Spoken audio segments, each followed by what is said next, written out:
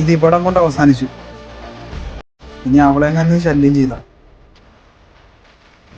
ഞാൻ കൊണ്ടുപോകും അവളെ.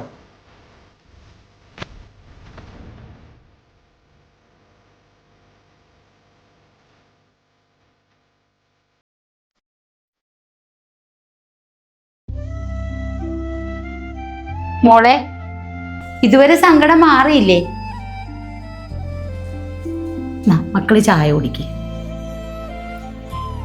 ഇന്നലത്തെ കാര്യം ആലോചിച്ചോണ്ടിരിക്കുകയാണോ? അതൊക്കെ മറന്നേക്ക്. മോളിന്ന് സ്കൂളിൽ പോണില്ലേ? ഇല്ല ടീച്ചർ, ഞാൻ പോണില്ല. ഞാൻ എങ്ങനെയും മോമച്ചിനി സ്കൂളിലേക്ക് ഇല്ല.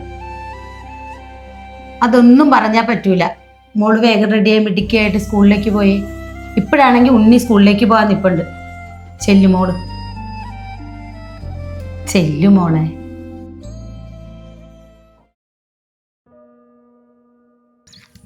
അച്ഛൻ്റെ സങ്കടം ഇതുവരെ മാറിയിട്ടില്ലെന്നാണല്ലോ അമ്മ പറഞ്ഞത്.